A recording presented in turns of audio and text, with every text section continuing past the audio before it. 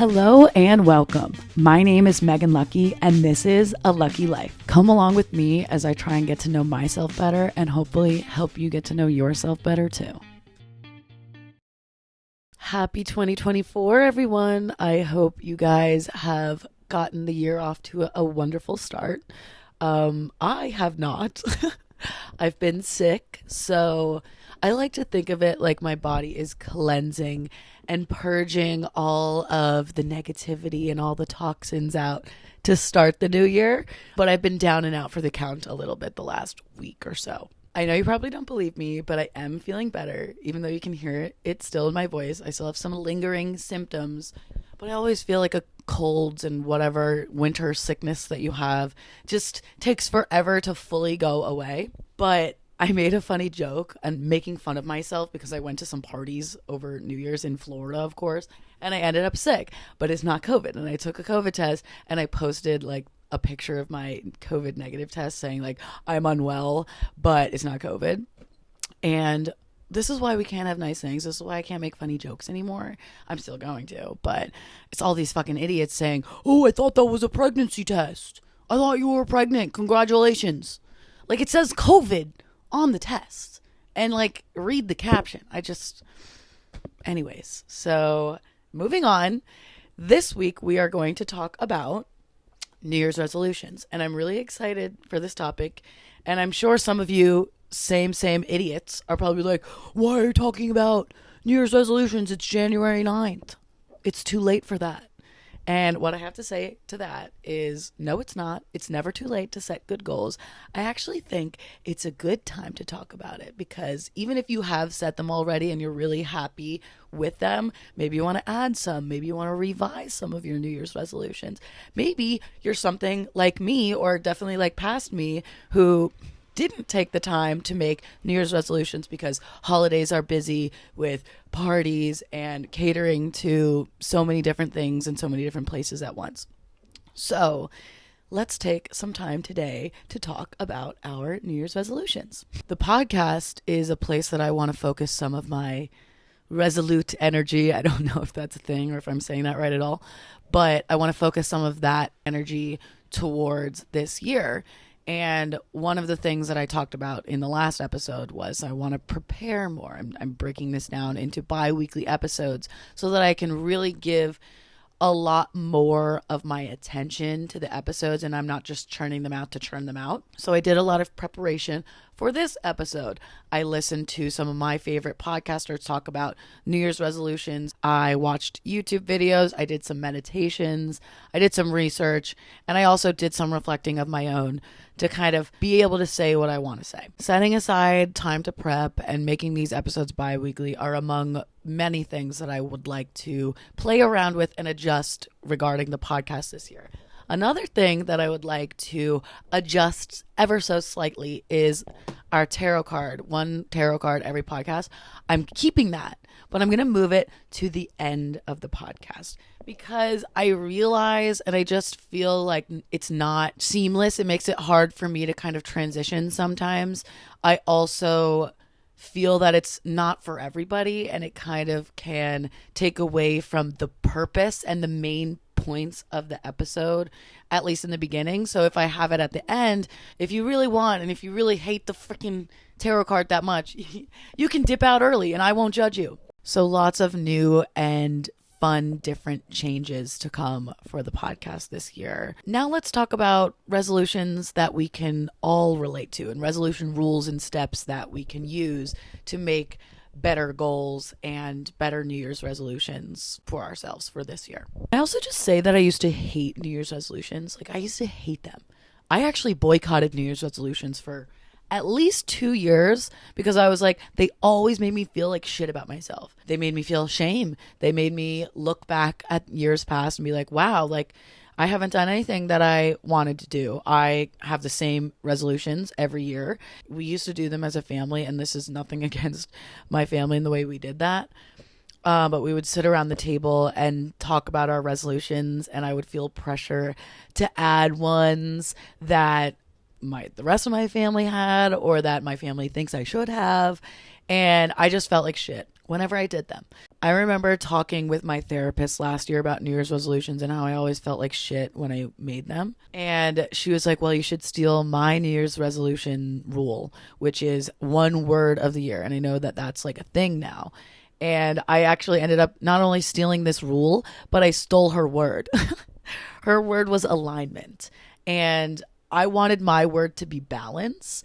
And she was like, okay, like tell me about that. And I was like, I do too much of this and not enough of this, so I want to balance this. And she was like, okay, but like you may be setting yourself up even with that word to feel self-loathing and setting yourself up to fail and look at the failure. And I was like, damn it. She's like, you need to know yourself at least well enough to know that if you've been trying something over and over again and it's not working, don't set yourself up to try that the same way again and feel that failure and reinforce that negative belief within yourself. So her word was alignment. And I was like, I love that. Like, I want to be doing things that are aligned with me.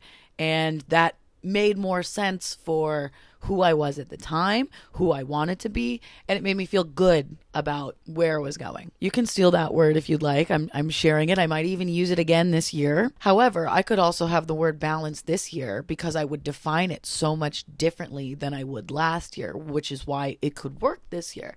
This year, I would look at balance and think more about, okay, as long as I'm doing these amazing, beautiful things that are putting me closer to my goals and my dreams, then I can balance them with empathy for myself when I'm not doing those things. Whereas last year it would have been solely kind of focused on the scarcity of not doing the things. So I really think it's finding a word that really serves you and knowing what serves you best. So that kind of leads me into this rule for New Year's resolutions.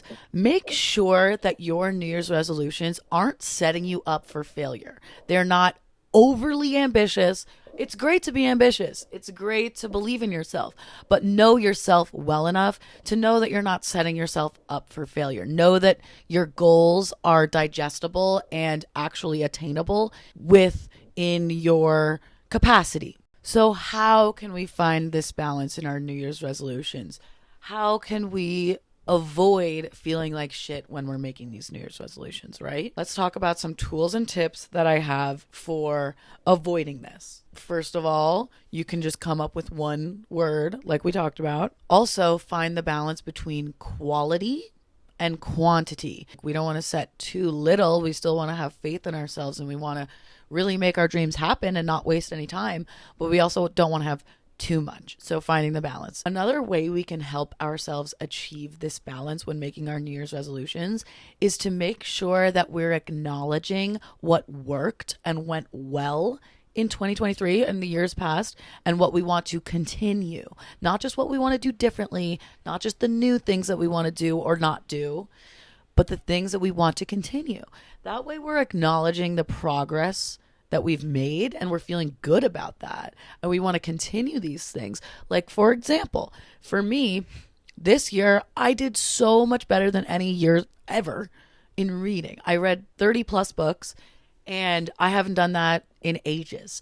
So instead of me saying like, oh, I want to read even more this year and I want to read however many books, 40 books or whatever, I want to acknowledge that this is a good habit that I want to continue doing. I've done great.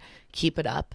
And that way I'm looking at it like, okay, I don't feel like shit because years past I put read. And now that I'm looking at it again, it's like, ugh, it's still on the list.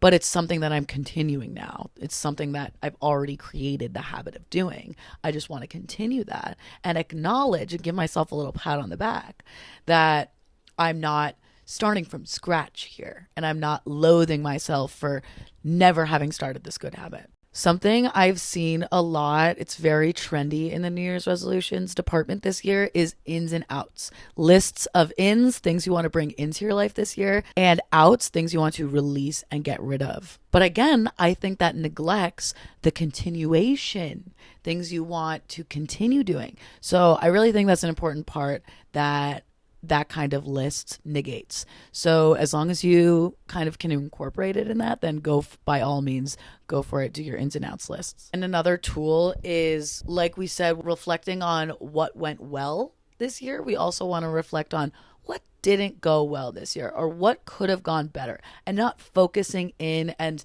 letting it totally consume you and feel like, okay, like now I'm looking at the year as a failure. We don't want to do that. We want to, again, find the balance between being honest with ourselves about our capacity and our limitations and our weaknesses, but also being compassionate towards ourselves and giving ourselves grace when it comes to those limits and weaknesses. So what could have gone better? You can even look at if you had a physical list from years prior. Like I had a Pinterest board that I looked at recently. That was my 2022 New Year's resolutions vision board.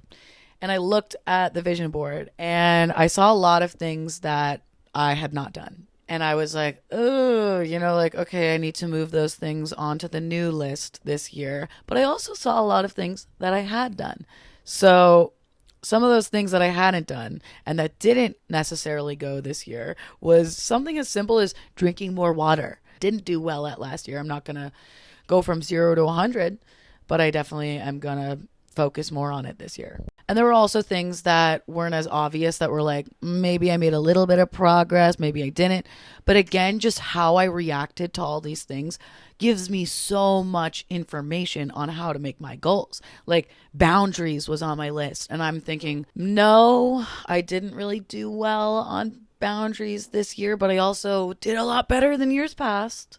So I can give myself that, but it shows me, okay, well, I maybe need to bump that up in priorities. So there's that. So looking back on years past from a lens of, wow, I did so much, I'm really proud of myself. But also, okay, here's where I still feel like that I could do better. Here's where I'm feeling that I really want to do better. Another rule and tip is to make sure that your list does not consist of things you think you should do. And Mel Robbins said this on her podcast as well. She said, a lot of the time we are moving so fast, we're on autopilot, we're surrounded by people, and we don't stop and think about what's really authentic to us, what goals are really coming from within, from us. And again, all these things we're talking about are allowing us to do that.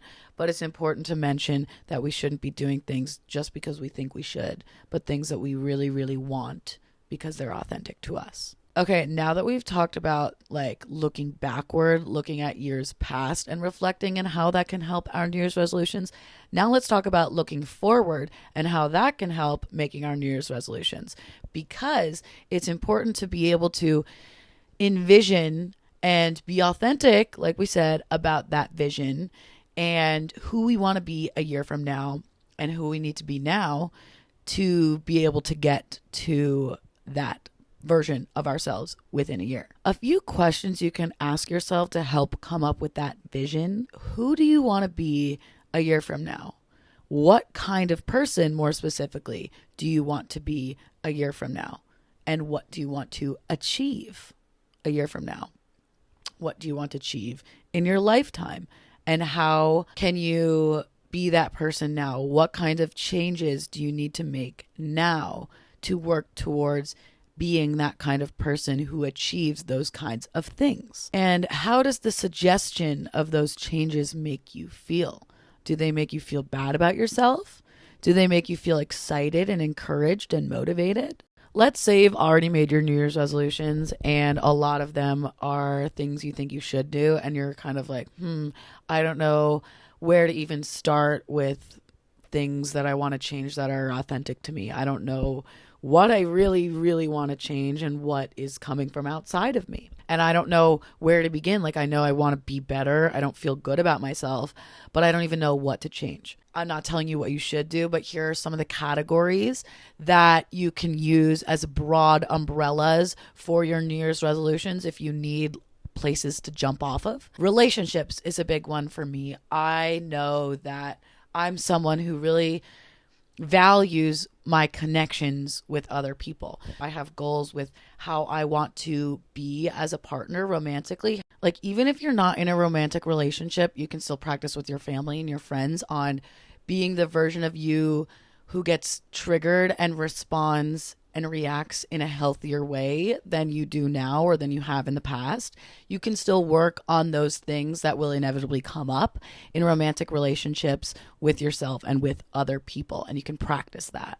You can also, if having a relationship is on your list of New Year's resolutions, you can also work on just putting yourself out there, building a community. There's lots of ways that you can achieve relationship themed goals on your own. Outside of being who I want to be in my communication, in my romantic relationships, I also want to have more quality communication in my friendships. So maybe that means making some sacrifices in quantity and setting some boundaries where I need to so that I can give my full energy to having deeper and more meaningful connections. I want to write more cards and connect with people that way because that's important to me, and it's something that I want to continue. The next category I have is personal growth, and this is definitely more on the mental side of things, learning, growing. So that's where my reading would fall under, and maybe some journaling, as well as learning a new language. That's something that, again, has been on my bucket list that I don't want to beat myself up over because I know my limits, but doing a little bit of Duolingo every day, that's a big one. And I also think it's something that we neglect. A lot of our New Year's resolutions focus on physical health, and sometimes we neglect this aspect of personal mental growth when usually, I'm not going to make a blanket statement, but usually if you work on your mental health, you know what? I will make a fucking blanket statement. If you work on your mental health and you work on growing yourself from the inside out, I promise you that it will have an effect on your physical health. I said it. You can come attack me if I'm wrong, but you will feel better about yourself. So let's say your goals are all about like your image and your appearance, and they're all physical related goals to get there.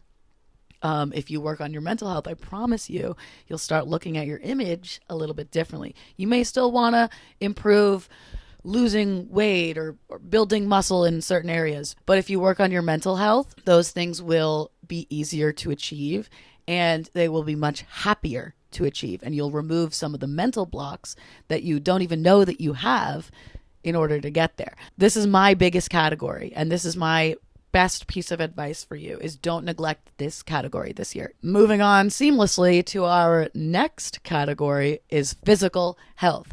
So that's, how do you want to feel in your body? How do you want to feel about your body? We want to feel good in ourselves, and there's nothing wrong with that. We want to feel good about the way we look. We want to feel good about the way that we feel about ourselves. And maybe that means losing weight. Maybe that means eating better, as long as it's coming from a place of self-love. And maybe you're not there today. That's okay. If it's a goal that you have, then it's a goal that you have. That's your choice. That's your goal. I empower you to go for whatever you think is going to make you a better version of yourself. I have a lot of my New Year's resolutions focused on physical health this year, and I feel that I have neglected it in past years, and I really want to have good, healthy habits. I want to live a long life. I want to take care of myself and my body. The next category is work and money, career and finances. I'm grouping them together because usually they go hand in hand. They don't always. No, they pretty much do. They pretty much go hand in hand. But where do you want to be in your career a year from now?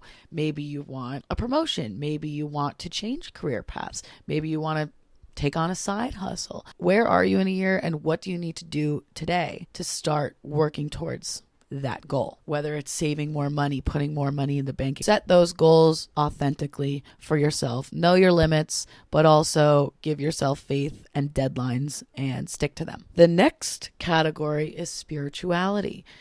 Maybe you want to go to church more. Maybe you're religious and you want to spend more time praying or worshiping. Or maybe you want to meditate more. I know that's something for me that makes me feel spiritually connected. So that's definitely high on my to-do list this year. So how can you feel more spiritually connected? Next, and also not to be neglected, is fun and adventure. Do you want to take on a new hobby? Do you want to try new things this year? It's important also to not feel like shit about our New Year's resolutions because they're all too serious and like nothing to look forward to. Maybe traveling is something you want to do. Maybe you want to take a cooking class. Maybe you want to dance more. Like, add something fun. Add something that makes you feel happy and excited. And you should feel happy and excited about most of the things that you're doing. But this is an easy one that you have to feel happy and excited about. An adventure is something that's very important to me. So it's high on my list to prioritize. And then finally, I added this category. Like, this category theoretically could fall into personal growth, but I made it its own thing because I personally need to make it its own thing. Organization. I want to digitally organize well this year. I want to physically organize well. I want to get rid of all the photos that have been clogging and cluttering up my phone space for a long time. I want to clear a bunch of photos out. I also want to clear out my notes app, my text app, my email app, like digitally decluttering, keeping my room clean. That's a big one for me. Like, that's something that may come really easily and naturally to you. Doesn't come easily and naturally to me. I have to work for that organization. So, but it's something I want to work for, where in years past, and I think I've said this on the podcast before, it was so shame related that I just avoided it. It was too overwhelming for me and it made me feel really bad about myself. So I avoided it. I also thought it was something that maybe I didn't need to do. Like, that's fine for you. If you want to be an organization freak, I don't need to do that. I'm fine on my own. And I've decided that, yes, I am technically fine, but it's something I want to work on. It's something I want to do. And I had to come up with that for myself instead of feeling like it was coming from the place of I should do this. Because then it was way more authentic and I felt way better about tackling that. So those are my categories. I hope that these helped you. I hope you can revisit or make new New Year's resolutions. I suggest breaking it down into steps, starting by meditating on it, meditating on your years past, what went well and what didn't, and then meditating on who you want to be a year from now. The next step I would say after meditating is journal. Journal about those things that you learned from the meditation. Journal, answer the questions, and then plan it. Break it down. A really good method that I found, and I found this on TikTok, I found this on social media, was breaking and quantifying my goals into quarters. You can do monthly, you can do weekly, whatever works for you. Come up with numbers that make it easy to achieve. Again, don't be overly ambitious and not know your limits. Be aware of yourself, but also set goals that you can achieve. Set goals that make it way more likely for you to accomplish this and way more likely for you to revisit these goals and not just look back and only have year-end goals. Make them throughout. Continue them. Prioritize what goals are important. Again, I'm doing quarterly and I've already planned my podcast. It's been great for me. I love that method. So meditate, journal, and plan. Now, let's wrap it up with a tarot card. I have not pulled a single tarot card yet this year. So this tarot card is for us. It's our final message going into 2024. All right, I just shuffled and now we will pull one card from the top. The card of our 2024 is the Lovers. Oh my gosh, you guys. What a beautiful card. The Lovers. Love is in the air for all of us this year. Ooh, I love it. Okay. Union, desire, joy. Two Canadian geese are mates for life, traveling partners within an expansive sky. The Lovers card is a welcome sight in any reading, as it suggests a beautiful and strong relationship on the horizon. Yes, you'll experience all the thrills of desire and romance, but meanwhile, you'll be building a solid foundation together. The lovers honor and respect each other, and with that, they can go anywhere. If you're already in a relationship, it's time to be grateful and nourish this rare and precious gem. Some of my notes on this card are, it's a relationship where you maintain your separate identities, but you fit together as a pair naturally. Everything is as it should be in your relationships. You're each bringing a valuable and unique perspective, and you're letting the wind carry you and move you forward on your journey together. Oh, you hear that, Andrew? We're going to have a great year. So if you're not in a relationship and you want to be, take this as your sign that it is your year, baby. And if you are in a relationship, what's meant to be will be. And you're going to have a great year full of love and positive momentum and direction towards a happy, harmonious union. So I love you guys. Happy 2024. I am going to be posting 15 days of my New Year's resolutions. So hopefully they inspire you on my podcast Instagram. So stay tuned for that. I'm going to be doing that throughout the month of January. And like I said, I have lots of exciting plans for this quarter of the podcast. So I can't wait to share them with you guys.